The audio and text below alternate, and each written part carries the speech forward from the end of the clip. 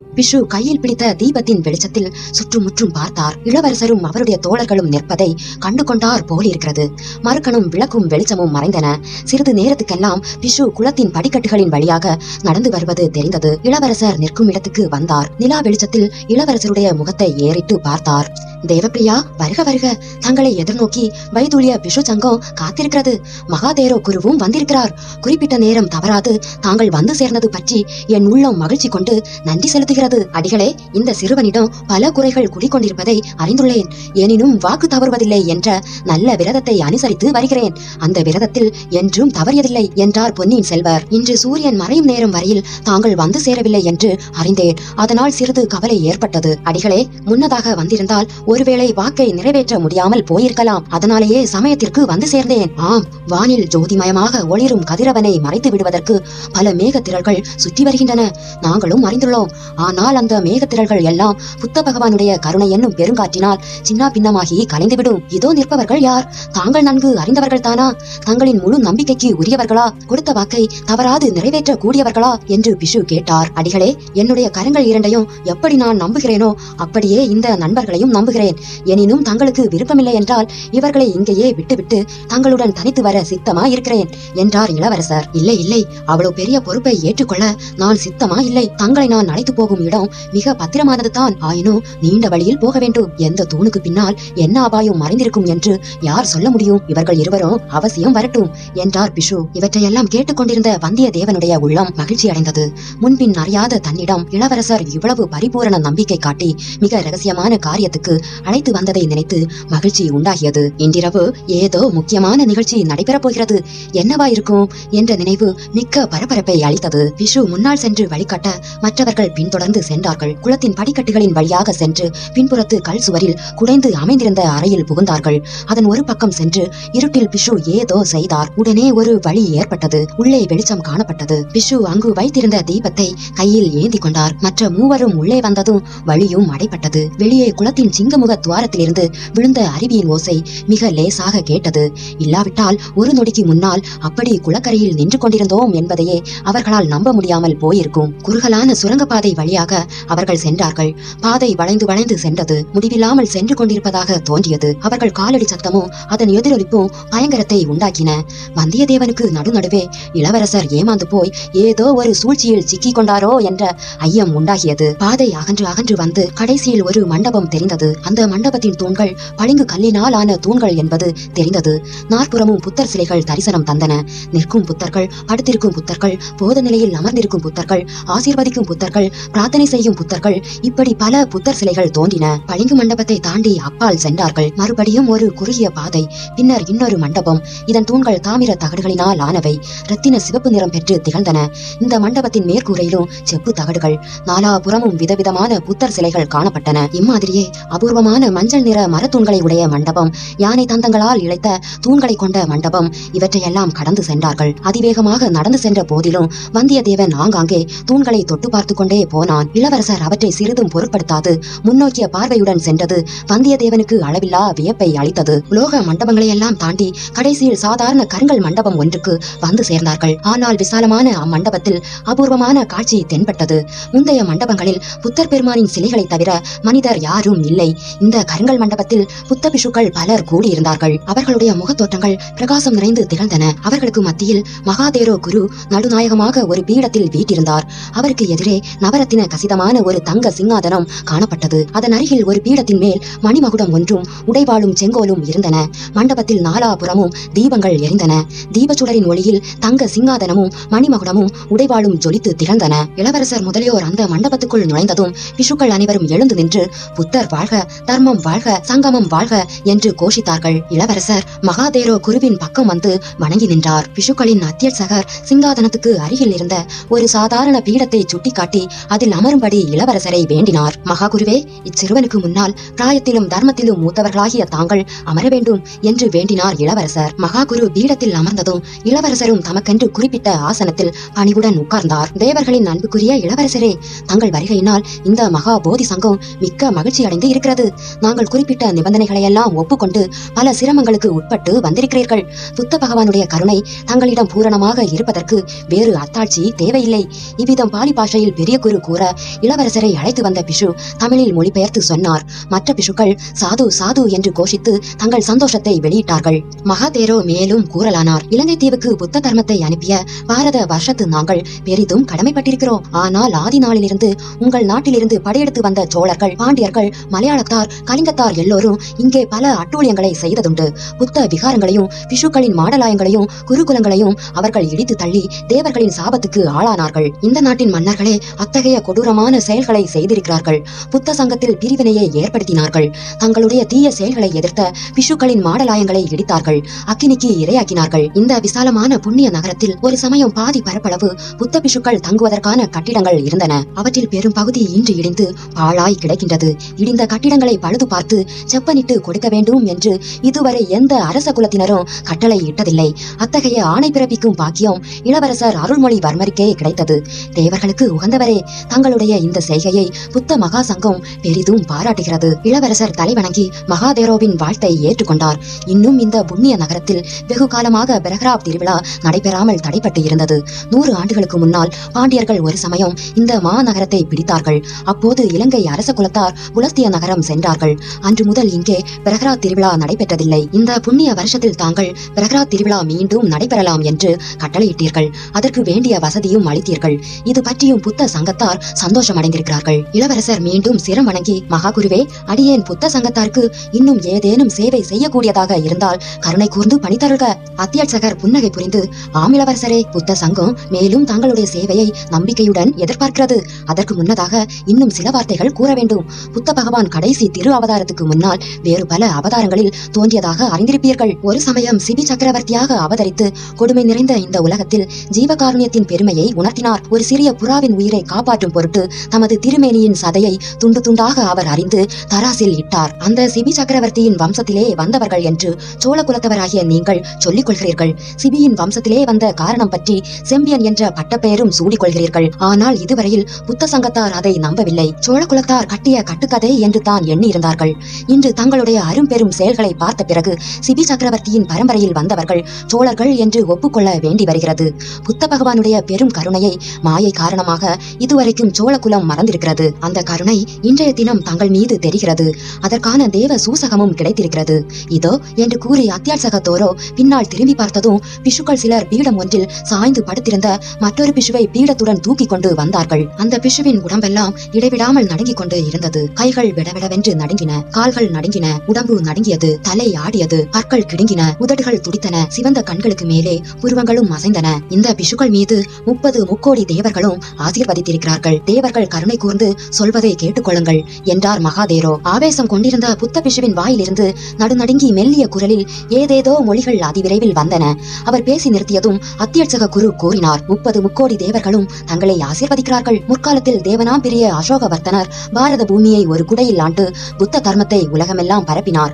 அத்தகைய மகா சாம்ராஜ்யத்துக்கு தாங்கள் அதிபதி ஆவீர்கள் என்று தேவர்கள் ஆசீர்வதிக்கிறார்கள். அசோகரை போல் தாங்களும் புத்த தர்மத்தை உலகில் பரப்ப வேண்டும் என்று விரும்புகிறார்கள். அசோகர் பாடலிபுத்திர சிம்மாசனத்தில் வீட்டிருந்து செய்த தர்ம பெரும் பணிகளை தாங்கள் இந்த தொன்மை மிக்க அனுராதாபுரத்தில் ஆரம்பித்து நடத்த வேண்டும் என்று கட்டளையிடுகிறார்கள்.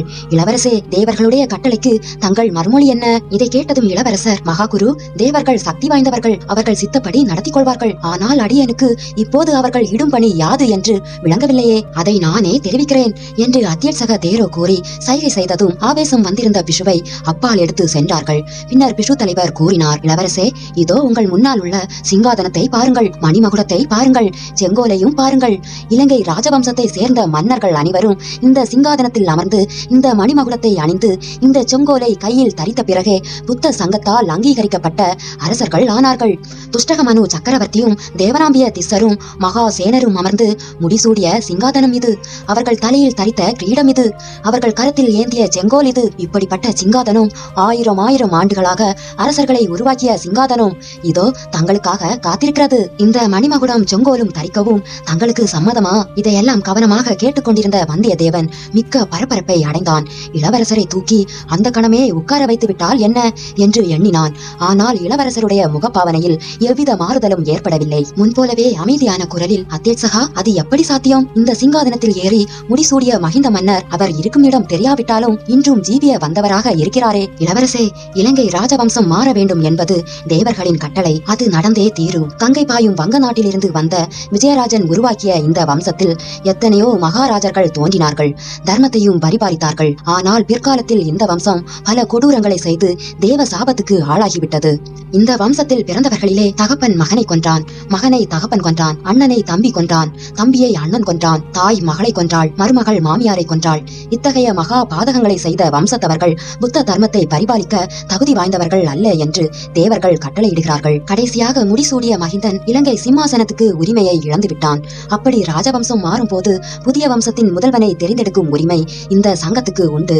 இந்த சங்கத்தாரும் தங்களை தேர்ந்தெடுக்க விரும்புகிறார்கள். தாங்கள் சம்மதம் கொடுத்தால் இன்று இரவே முடிசூட்டு விழா நடத்திவிடலாம். அந்த மண்டபத்தில் சிறிது நேரம் அமைதி குடிக்கொண்டிருந்தது. வந்தியத்தேவனுடைய பரபரப்பு உச்ச நிலையை அடைந்துவிட்டது. அச்சமயத்தில் பொன்னியின் செல்வர் தமது பீடத்திலிருந்து எழுந்து புத்த பிஷுக்களின் சங்கத்துக்கு வணக்கம் செலுத்தினார். வந்தியத்தேவன் குதூகலத்தின் எல்லையை அடைந்தான். இளவரசர் சிம்மாசனத்தில் அமர்ந்ததும் மணிமகுடத்தை எடுத்து தானே சூட்டிவிடலாம் என்று ஆத்திரப்பட்டான். மகான்களே, உங்களை நமஸ்கரிக்கிறேன். இந்த சிறுவனிடம் எல்லையில்லா அன்பும் நம்பிக்கையும் வைத்து இந்த பிரதான சிங்காதனத்தை அளிக்க முன்வந்த உங்கள் பெருந்தன்மையை போற்றி வணங்குகிறேன். ஆனால் தாங்கள் இப்போது இடும் பணி என் சக்திக்கு அப்பாற்பட்டது. நான் சோழ நாட்டில் பிறந்து வளர்ந்தவன். அந்த நாட்டு நிலங்கள் தந்த உணவும் நதிகள் அளித்த நீரும் இந்த உடலை ஆக்கின. என் தந்தை சுந்தர சோழ சக்கரவர்த்தியின் கட்டளைக்கு உட்பட்டு இங்கே வந்தேன். அவருடைய விருப்பத்தை அறியாமல் எதுவும் என்னால் செய்ய இயலாது. பிஷு குறுக்கிட்டு கூறினார். இளவரசே, தங்கள் தந்தை சுந்தர சோழர் என்று சுதந்திரமின்றி சிறையில் இருப்பது போல் இருப்பதை நீர் அறிவீரா? ஆம், என் தந்தை நோய்வாய்ப்பட்டு படுத்த படுக்கையில் இருக்கிறார். கால்களின் செயல்திறனையும் இழந்திருக்கிறார். ஆயினும் அவருடைய பெயரால் அவரிடம் அதிகாரம் பெற்று சோழ நாட்டை ஆளுவோரின் கட்டளைக்கு நான் உட்பட்டவன். அவர்களுடைய கட்டளையின்றி நான் இந்த சிங்காதனத்தை ஏற்றுக்கொண்டால் தேச துரோகியும் ராஜ துரோகியும் ஆவேன். அவ்வாறு தாங்கள் கருதுவதாயிருந்தால் தஞ்சாவூருக்கு தூதுவன் ஒருவனை அனுப்ப சித்தமாயிருக்கிறோம். தங்கள் தந்தையார் புத்த தர்மத்தில் மிக பற்று கொண்டவர். எங்கள் வேண்டுகோளை நிராகரிக்க மாட்டார். அடிகளே, இந்த நாட்டின் குடிமக்கள் இருக்கிறார்கள். அவர்களுடைய சம்மதமின்றி ராஜ்யத்தை வழங்க யாருக்கு உரிமை உண்டு? இளவரசே, தங்களை அரசராக பெறுவதே பாக்கியம் என்று இந்நாட்டு குடிமக்கள் கருதுவார்கள். அடிகளே, எல்லோரும் சம்மதிக்கலாம், மகிழ்ச்சியும் அடையலாம். இந்த உலகில் வேறு யாருடைய விருப்பத்தையும் காட்டிலும் நான் அதிகமாக மதிப்பது என் தமக்கையாரின் விருப்பத்தையே. என் அன்னை என்னை பெற்றாள். பொன்னி நதி என் உயிரை காப்பாற்றி அளித்தாள். ஆனால் என் தமக்கை என் அறிவை வளர்த்து என் மனக்கண்களை திறந்தார். அப்படிப்பட்டவருடைய விருப்பத்தை காட்டிலும் என் உள்ளத்திலே உள்ள ஒரு குரலின் கட்டளையே எனக்கு மேலானது. தாங்கள் இச்சிறுவனுக்கு மனம் வந்து அளிக்கும் மகா பாக்கியத்தை ஏற்றுக்கொள்ளும்படி என் உள்ள குரல் எனக்கு சொல்லவில்லை. தயவு செய்து இச்சிறுவனை மன்னித்து அருளுங்கள். மறுபடியும் அந்த மகா சபையில் சிறிது நேரம் மௌனம் குடிக்கொண்டிருந்தது. வந்தியத்தேவனுடைய நாடி நரம்புகள் படபடவென்று துடித்தது. சற்று பொறுத்து பிஷு சங்கத்தின் அத்தியட்சகர் கூறினார். இளவரசே, தாங்கள் கூறிய மறுமொழி எனக்கு அதிக வியப்பை அளிக்கவில்லை. ஒருவாறு எதிர்பார்த்தேன். இதனாலேயே இந்த இலங்கை சிங்காதனத்தில் ஏற எவரிலும் அதிக தகுதி வாய்ந்தவர் தாங்கள் என்று ஏற்படுகின்றது. தர்ம சூஷமத்தை உணர்ந்த எங்களுக்கு இதை பற்றி சிறிதும் சந்தேகம் கிடையாது. ஆனால் தங்களை வற்புறுத்தவும் விரும்பவில்லை. யோசிப்பதற்கு அவகாசம் கொடுக்கிறோம். ஓராண்டுக்கு பிறகு இதே மாதிரி ஒரு நாள் தங்களுக்கு சொல்லி அனுப்புகிறோம். அப்போது வந்து தங்கள் முடிவான கருத்தை தெரிவிப்பீராக. ஒரு விஷயம் மட்டும் நினைவிருக்கட்டும். இந்த பிரதான அனுராதாபுரத்தில் பல புத்த விகாரங்கள் மூர்க்கமான யுத்த கொடுமையினால் பாழாய் போயிருக்கின்றன. ஆனால் இந்த மகா போதி விகாரத்துக்கு மட்டும் எவ்வித சேதமும் இதுவரை ஏற்படவில்லை. ஏனெனில் இது பூமிக்கு கீழே குடைந்து அமைந்த விகாரம். இங்கே வரும் வழி இவ்விடத்தில் தற்சமயம் கூடியிருக்கும் புத்த சங்க தலைவர்களுக்கு மட்டுமே தெரியும். எங்களில் ஒருவர் வழிகாட்டாமல் இங்கே யாரும் வர முடியாது. இலங்கை மன்னர்கள் தங்கள் வாழ்க்கையில் ஒரு தடவை புத்த சங்கத்தாரால் முடிசூட்டிக் கொள்வதற்கு மட்டுமே இங்கு அழைக்கப்படுவார்கள். அத்தகைய புனிதமான இரகசிய பாதையுள்ள விகாரம் இது. இங்கே தாங்கள் வந்தது போனது, இங்கே நடந்தது எதையும் பற்றி வெளியில் யாருக்கும் சொல்லக்கூடாது. தங்களுடைய நண்பர்களும் சொல்லக்கூடாது. சொன்னால் மிக கடுமையான தேவ சாபத்துக்கு உள்ளாகும்படி நேரிடும். அத்தியட்சகா, சாபத்துக்கு தேவையில்லை. வெளியில் யாருக்கும் சொல்வதில்லை என்று வாக்கு கொடுத்து விட்டுத்தான் இங்கே என் நண்பர்களையும் அழைத்துக் கொண்டு வந்தேன். கொடுத்த வாக்கை ஒரு நாளும் மீறமாட்டேன் என்றார் பொன்னியின் செல்வர். அரை நாளிகை நேரத்துக்கு பிறகு இளவரசர் அருள்மொழிவர்மரும் ஆழ்வார்க்கடியானோ வந்தியத்தேவனோ அனுராதாபுரத்தின் வீதியில் நிலா வெளிச்சத்தில் நடந்து கொண்டு இருந்தார்கள். விகாரத்துக்குள் இருந்த வரையில் வாயை கெட்டியாக மூடி வைத்துக் கொண்டிருந்த வந்தியத்தேவன் இப்போது அடக்கி வைத்திருந்த எண்ணங்களை எல்லாம் அவிழ்த்து விட்டான். சோழ நாடு நீர்வளம் நிலவளம் பொருந்தியதுதான். ஆனால் இந்த இலங்கைக்கு இணையாகாது. இப்படிப்பட்ட இரகசிய தீவின் சிம்மாசனம் வலிய வந்ததை உதைத்து தள்ளிவிட்டீர்களே, இது என்ன பேதமை? தங்களை அழைத்து மணிமகுடத்தை வழங்க வந்த பிஷுக்களின் மதியை என்னவென்று சொல்ல? அடுத்தாற்போல் நானும் தூணோடு தூணாக நின்று கொண்டிருந்தேனே, எனக்கு கொடுத்திருக்க கூடாதா? இப்படியெல்லாம் பொறுமி கொட்டிக் கொண்டிருந்தான் வந்தியத்தேவன். இளவரசர் அவனை சமாதானப்படுத்த முயன்றார். துஷ்டகமனுவின் மகன் சாலி அசோகமாலா என்னும் பெண்ணின் காதலுக்காக இந்த இலங்கை ராஜ்யத்தை துறந்தான் என்று சொன்னேனே, அது உமது காதில் ஏறவில்லையா? எல்லாம் ஏறியது. அப்படி தாங்கள் எந்த பெண்ணை காதலிக்கிறீர்கள்? அவ்விதம் தாங்கள் சிம்மாசனம் ஏறுவதற்கு குறுக்கே நிற்கும் பெண் யார் என்று வந்தியத்தேவன் கேட்டான். ஒரு பெண்ணல்ல, 2 பெண்கள். சத்தியம் தர்மம் என்னும் 2 பெண்களை நான் காதலிக்கிறேன். அவர்களுக்காகவே இலங்கை மணிமகுடத்தை வேண்டாம் என்றேன். இளவரசே, தங்களை பார்த்தால் இளம் பிராயத்தினராக காணப்படுகிறது. பேச்சோ வயதான கிழவரை போல் பேசுகிறீர்கள். இப்படி அவர்கள் பேசிய போது வீதியின் ஓரமாக ஒரு பழைய மாளிகையின் அருகில் போய்க் கொண்டிருந்தார்கள். வீதிக்கு எதிர்ப்புறத்தில் யாரோ கையை தட்டும் சப்தம் கேட்டது. சப்தம் கேட்ட இடத்தில் ஓர் உருவம் நின்று கொண்டிருந்தது. இப்படி வாருங்கள் என்று கூறி இளவரசர் அந்த உருவத்தை நோக்கி வீதியை கடந்து போனார். மற்றவர்களும் தொடர்ந்து போனார்கள். அவர்கள் பாதி வீதியை கடந்து கொண்டிருந்த போது பின்னால் பெரிய தடப்புடல் சத்தம் கேட்டது. திரும்பி பார்த்தார்கள். அவர்கள் எந்த வீட்டின் ஓரமாக போய்க் கொண்டிருந்தார்களோ அதன் மேல் மாடத்தின் முகப்பு இடிந்து விழுந்து கொண்டிருந்தது. அவர்கள் அங்கே வீதியை கடக்க திரும்பி இருக்காவிட்டால் அவர்கள் தலைமேலே விழுந்து கொண்டிருக்கும். ஒரு நொடி நேர வித்தியாசத்தில் 3 உயிர்கள் பிழைத்தன. நம்மில் யாருக்கு பிராயம் முடிய போகிறது என்று யாருக்கு தெரியும் என்று பொன்னியின் செல்வர் கூறியது எவ்வளவு உண்மையான வார்த்தை. இப்படி எண்ணி வந்தியத்தேவன் நடுவீதியில் நின்று பார்த்து கொண்டிருக்க இருவரும் அப்பால் சென்றார்கள். வந்தியத்தேவன் அவர்களை மறுபடி அணுகிய போது அங்கே நின்ற உருவம் நிலா வெளிச்சத்தில் நன்கு தெரிந்தது. கண்முன்னே காண்பதை நம்புவதா இல்லையா என்ற சந்தேகம் அச்சமயம் அவனுக்கு உண்டாகியது. இது என்ன பைத்தியக்காரத்தனம்? இது எப்படி சாத்தியமாகும்? தஞ்சையில் பழுவேட்டரையர் அரண்மனையில் பார்த்த நந்தினி இங்கே இந்த அனுராதாபுரத்து வீதிக்கு எப்படி வந்திருக்க முடியும்? நள்ளிரவில் இங்கே வந்து எதற்காக நிற்க வேண்டும்? மறுகணம் அந்த உருவம் மாயமாய் மறைந்தது. மற்ற இருவர் மட்டும் நின்றார்கள். இளவரசரும் நந்தினியும் நின்ற இடத்தை நோக்கி வந்தியத்தேவன் விரைவாகவே நடந்தான். அவன் அவ்விடத்தை அடைவதற்குள் கொஞ்சம் சந்தேகம் தோன்றிவிட்டது. இவள் நந்தினிதானா? பழுவூர் ராணிக்குரிய ஆடை ஆபரணங்கள் ஒன்றும் இல்லையே.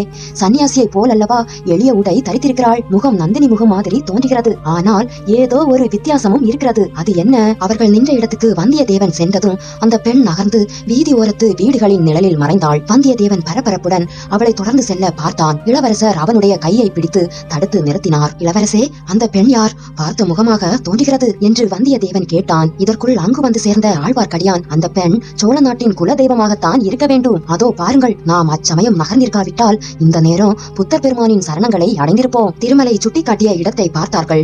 அங்கே கட்டிடத்தின் மேற்பகுதி இடிந்து விழுந்திருந்த இடம் ஒரு சிறிய குன்றை போல் இருந்தது. ஒரு யானையை கூட அந்த குன்று வெளியில் வர முடியாதபடி அமுக்கி கொண்டிருக்கும். நல்ல சமயத்திலே தான் நம் குலதெய்வம் தோன்றி நம்மை கையை தட்டி அழைத்தது என்றார் பொன்னியின் செல்வர். இளவரசே, அந்த பெண் யார் என்று சொன்னீர்கள் என்று வந்தியத்தேவன் வியப்புடன் கேட்டான். உமக்கு யார் என்று தோன்றியது? அவளை தொடர்ந்து போக ஏன் முயன்றீர்கள் என்று இளவரசர் கேட்டார். சோழர்களின் குலதெய்வம் என்றல்லவா இந்த வைஷ்ணவர் சொன்னார். சோழர் குலத்துக்கு கேடாக வந்த தேவதையாக எனக்கு தோன்றியது. அப்படி என்றால் யார் என்று எண்ணி சொல்கிறீர்? என்னுடைய பிரமைதானோ என்னமோ? பழுவேட்டரையர் இளையதாரமாக மணந்திருக்கும் நந்தினி தேவி என்று தோன்றியது. உங்கள் இருவருக்கும் அப்படி படவில்லையா என்றான் வந்தியத்தேவன். நான் நன்றாய் பார்க்கவில்லை. ஆனாலும் அது உன் சித்த பிரம்மையாகத்தான் இருக்க வேண்டும். பழுவூர் ராணி இங்கு எப்படி வந்திருக்க முடியும் என்றான் ஆழ்வார்க்கடியான். இவர் சொல்வது முழுவதும் சித்த பிரம்மை என்று. கண்ணின் பிரம்மையும் அதில் சேர்ந்திருக்கிறது. அப்படி ஒரு அதிசயமான முக ஒற்றுமை இருப்பதாக எனக்கு கூட சில சமயம் தோன்றியதுண்டு. வாருங்கள், நடந்து கொண்டே பேசலாம் என்றார் இளவரசர். வீதி ஓரமாக வீடுகளின் நிழலில் நடப்பதற்கு பதிலாக இப்போது மூவரும் நடுவீதியில் நிலா வெளிச்சத்தில் நடக்க தொடங்கினார்கள். சற்று நடந்ததும், இளவரசே, தங்களை கையை தட்டி அழைத்து அந்த அம்மாள் என்ன சொன்னாள் என்று ஆழ்வார்க்கடியான் கேட்டான். என்னை தேடிக்கொண்டு 2 பகைவர்கள் வந்திருக்கிறார்கள் என்று சொன்னார்கள். அவர்கள் என்னை கொல்வதற்காக சமயத்தை எதிர்நோக்கி கொண்டிருப்பதாகவும் சொன்னாள். அடி பாவி, ஒருவேளை எங்களை பற்றித்தான் அப்படி சொன்னாளா என்ன என்று வந்தியத்தேவன் திடுக்கிட்டு கேட்டான். பொன்னியின் செல்வர் சிரித்துவிட்டு, இல்லை, நீங்கள் தான் என்று குறிப்பிட்டு சொல்லவில்லை. அப்படி நீங்களாகவே இருந்தாலும் கவலை இல்லை. என் உயிர் மிக கெட்டியானது என்று அந்த தேவி சொல்லி இருக்கிறாள். முன்னும் பல தடவை என்னை காப்பாற்றியும் இருக்கிறாள். இளவரசே, அந்த 2 பகைவர்கள் யார் என்பது எனக்கு தெரியும். அவர்கள் பார்த்திபேந்திர பல்லவருடன் தங்களை தேடி வந்தவர்கள். இடிந்து விழுந்த மாளிகையில் 2 உருவங்கள் தெரிந்தன. அவர்களாகத்தான் இருக்க வேண்டும் என்றான் திருமலை. ஐயா வைஷ்ணவரே, இதை முன்னமே ஏன் சொல்லவில்லை? நீங்கள் மேலே செல்லுங்கள். நான் போய் அந்த இடிந்த வீட்டை சோதனை போட்டுவிட்டு வருகிறேன் என்று வந்தியத்தேவன் திரும்ப முயன்றான். இளவரசர் அவனை மறுபடியும் கையை பிடித்து நிறுத்தி, அவசரம் ஒன்றுமில்லை. அந்த பாழடைந்த வீட்டில் அவர்களை கண்டுபிடிக்கவும் முடியாது. பிறகு பார்த்துக் கொள்ளலாம். நான் மறு உத்தரவு போடும் வரையில் நீர் என்னுடனேயே இருக்க வேண்டும். தெரிகிறதா? இந்த பாழடைந்த நகரத்தில் இன்னும் எந்த மூலை முடுக்குகளில் என்ன அபாயம் காத்திருக்கிறதோ யார் கண்டது? வீர சிகாமணியே, உம்மை நம்பி அல்லவா நான் வேறு யாரையும் மெய்காவலுக்கு அழைத்து வரவில்லை. இப்படி நடுவீதியில் என்னை கைவிட்டு போய்விட்டால் நான் என்ன செய்வேன்? இந்த வார்த்தைகள் வந்தியத்தேவனை போதை கொள்ள செய்தன.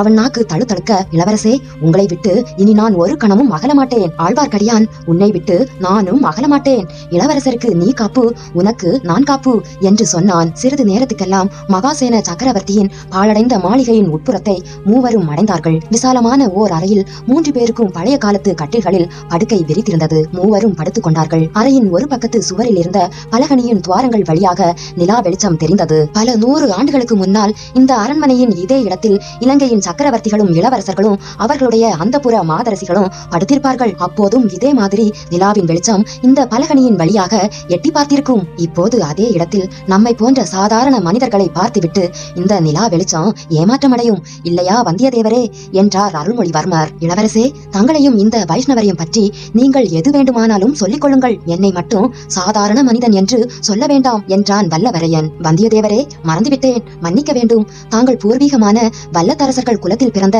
அரசிலம் குமாரர் அல்லவா? ஆம் இளவரசே. என் மூதாதை ஒருவரை பற்றி ஒரு புலவர் பாடியிருப்பதை கேட்டால் இந்த வீர வைஷ்ணவர் பொறாமையினால் புழுங்கி செத்து போனாலும் போய்விடுவார். போனாலும் போகட்டும், திருமலை நல்ல தமிழ் பற்றுள்ளவர். பல்லவ குலத்து நந்திவர்மனை போல் தமிழ் பாடலுக்காக உயிரை கொடுக்கவும் தயங்க மாட்டார். ஆகையால் பாடலை சொல்லுங்கள், கேட்கலாம். கொஞ்சம் தயக்கத்துடன் வல்லவரையன் பாடலை கூறினான். பாடலை கேட்ட பொன்னியின் செல்வர், திருமலை, நீ தமிழ் புலவனாயிற்றே, இந்த பாடலின் பொருள் என்ன?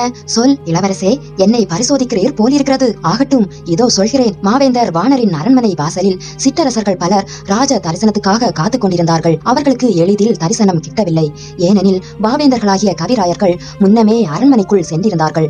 அவர்களுடைய பாடலை கேட்டுவிட்டு வான பேரரசர் மனமகிழ்ந்தார். அவர்களுக்கு பரிசில்கள் கொடுத்து அனுப்பினார். பூச்சக்கர குடைகள், தந்த பல்லக்குகள், முத்துக்கவசங்கள், யானைகள், குதிரைகள் முதலிய பல வகை பரிசுகள் கொடுத்து அனுப்பினார். ஆசார வாசலில் காத்திருந்த சிற்றரசர்கள் அந்த பரிசில்களை பார்த்து வயரறிந்து, அடடா, இது என் குடை அல்லவா, என் பல்லக்கு அல்லவா, என் யானை அல்லவா, என் குதிரை அல்லவா, இந்த பாடும் புலவர்கள் கொண்டு போகிறார்களே என்று புலம்பினார்கள். அந்த சிற்றரசர்கள் மாவேந்தர் வாணருக்கு காணிக்கைகளாக கொண்டு வந்து கொடுத்திருந்த பொருட்களை வான மன்னர் புலவர்களுக்கு வெகுமதியாக கொடுத்து அனுப்பி கொண்டிருந்தார். இளவரசே, பாடலுக்கு பொருள் சரிதானே? திருமலை, நீ சொல்வதில் தவறு இருக்குமா? அடடா, என்ன அற்புதமான பாடல், எவ்வளவு நயமான கற்பனை. இதை பாடிய மகாகவி யாரோ தெரியவில்லை. வானகுல திலகமே, வந்தியத்தேவரே, உமது மூதாதையர்களின் ராஜ்யம் பெரிதோ சிறிதோ அதை பற்றி கவலை இல்லை. இந்த மாதிரி ஒரு பாடலை பெற்றார்களே, அதை காட்டிலும் அவர்களுக்கு சிறப்பு என்ன வேண்டும்? அவர்களுடைய குலத்திலே பிறந்த நீர் இந்த அரண்மனையில் படுக்க தகுந்தவர்தான். மகாசேனரின் கட்டில் மாத்திரம் என்ன? சாட்சாத் துஷ்டகமனு சக்கரவர்த்தி படுத்திருந்த கட்டில் இப்போது கிடைக்குமானால் அதிலேயே நீர் படுக்கலாம். நீர் அதற்கு தகுதி வாய்ந்தவர்தான். ஆமாம் ஐயா, ஆமாம், நான் எதற்கும் தகுதி வாய்ந்தவன் தான். ஆனால் இந்த நாளில் தகுதிக்கு யார் மதிப்பு கொடுக்கிறார்கள்? அந்த பிஷுக்கள் இந்த இலங்கை ராஜ்யத்தின் கிரீடத்தை எனக்கு கொடுத்தார்களா? வேண்டாம் என்று மறுத்தளிக்க கூடிய தங்களை பார்த்து தானே கொடுத்தார்கள். அப்போது எனக்கு என்ன ஆத்திரம் வந்தது தெரியுமா? கிரீடத்தை தூக்கி என் தலையில் நானே சூட்டிக் கொண்டு விடலாமா என்று பார்த்தேன். இந்த வீர வைஷ்ணவர் போட்டிக்கு வந்து விடுவாரே என்று சும்மா இருந்து விட்டேன். இதை கேட்டதும் அருள்மொழிவர்மர் கலகலவென்று சத்தமாக சிரித்தார். அந்த சிரிப்பின் ஒலியை கேட்டு வந்தியத்தேவன் உள்ளம் மகிழ்ந்தது. வெளிப்படையில் மேலும் கோபத்தை காட்டி, சிரித்தால் மட்டும் சரியாக போய்விட்டதா? செய்த தவறுக்கு பரிகாரம் என்ன? ஐயா, வானர்குல திலகமே, சத்தியம் தர்மம் என்று சொன்னேனே, சிம்மாசனம் வேண்டாம் என்று மறுத்ததற்கு அவை சரியான காரணங்கள் என்று தங்களுக்கு படவில்லையா? சத்தியம் தர்மம் இவற்றின் மீது ஏற்கனவே எனக்கு கொஞ்சம் ஆசை இருந்தது. இனிமேல் அவற்றின் முகத்திலேயே விழிப்பதில்லை, எவ்வித சம்பந்தமும் வைத்துக் கொள்வதில்லை என்று முடிவு செய்துவிட்டேன். அடடா, ஏன், எதற்காக அப்படிப்பட்ட முடிவு செய்தீர்? அவற்றின் மீது என்ன கோபம்? இளவரசே, கோபம் ஒன்றும் இல்லை. சத்தியம் தர்மம் என்னும் கன்னியர் மீது தாங்கள் காதல் கொண்டு விட்டதாக சொல்லவில்லையா? அதற்காக இந்த இலங்கை ராஜ்யத்தை தியாகம் செய்ததாகவும் சொல்லவில்லையா? வேறொருவர் காதலித்த பெண்களை நான் மனதினாலும் நினைப்பதில்லை. பொன்னியின் செல்வர் மறுபடியும் கலகலவென்று சிரித்தார். உம்மை போல் வேடிக்கைக்காரரை நான் பார்த்ததே இல்லை. ஆமையா, தங்களுக்கு வேடிக்கையா இருக்கிறது, எனக்கு வயிறு எரிகிறது. இலங்கை சிம்மாதனம் தங்களுக்கு வேண்டாம் என்றால் பக்கத்தில் நான் நின்றேனே, என் பக்கம் கை காட்டி இவனுக்கு கொடுங்கள் என்று சொல்லியிருக்க கூடாதா என்றான் வந்தியத்தேவன். அருள்மொழிவர்மர் சிரித்து ஓய்ந்த பிறகு, வந்தியத்தேவரே, ராஜ்யத்தை ஏற்றுக்கொள்வது அவ்வளவு எளிய காரியமா? அதிலும் புத்த பிஷுக்கள் கொடுத்து ஏற்றுக்கொள்வது சிறிதும் முறையல்ல. பின்னால் பெரிய விபரீதங்களுக்கு இடமாகும். மத தலைவர்கள் மத விஷயங்களுடன் நிற்க வேண்டும். மத தலைவர்கள் ராஜரீக காரியங்களில் தலையிட்டால் மதத்துக்கும் கேடு, ராஜ்யத்துக்கும் கேடு. மேலும் இன்று எனக்கு சிம்மாசனம் கொடுக்க வந்த புத்த பிஷுக்கள் இந்த நாட்டிலுள்ள எல்லா புத்த மதத்தாருக்கும் தலைவர்கள் அல்ல. இவர்கள் ஒரு கூட்டத்துக்கு தலைவர்கள். இவர்களுடைய சங்கத்தை போல் இன்னும் 2 சங்கங்கள் இருக்கின்றன. இவர்களிடம் நாம் ராஜ்யத்தை ஒப்புக்கொண்டால் இவர்களுடைய இஷ்டப்படி ராஜ்யம் ஆள வேண்டும். மற்ற 2 சங்கத்தாரும் உடனே நம் விரோதிகள் ஆவார்கள். வல்லத்து இளவரசருக்கு இப்போது இவ்விடத்து நிலைமை புரிந்ததா என்றான் ஆழ்வார்க்கடியான். புரிந்தது, புரிந்தது. அங்கே விஷ்ணு பெரியவரா சிவன் பெரியவரா என்று சண்டை போடுகிற மூடர்களைப் போல் இங்கேயும் உண்டு என்று புரிந்தது என்றான் வந்தியத்தேவன். நீங்கள் இங்கே சண்டையை ஆரம்பித்து விடாதீர்கள். இரவு வெகு நேரம் ஆகிவிட்டது. அதோ பிரகரா ஊர்வலத்திலிருந்து ஜனங்கள் கலைந்து வரும் சத்தமும் கேட்கிறது. இனிமேல் சற்று தூங்கலாம் என்றார் இளவரசர். இளவரசே, எனக்கு தூக்கம் வராது. நடுவீதியில் கையை தட்டி அழைத்து நம்மை உயிருடன் சமாதியாக்காமல் காப்பாற்றிய அம்மாள் யார் என்று தெரிந்து கொண்டால்தான் தூக்கம் வரும். அவள் யார் என்பது இன்னும் எனக்கு தெரியாது. ஆனால் அவளை பற்றி எனக்கு தெரிந்த செய்திகளை வேண்டுமானால் சொல்கிறேன். கேட்க விரும்பினால் என் அருகில் அருகில் வந்து உட்காருங்கள் என்று சொன்னார் இளவரசர்.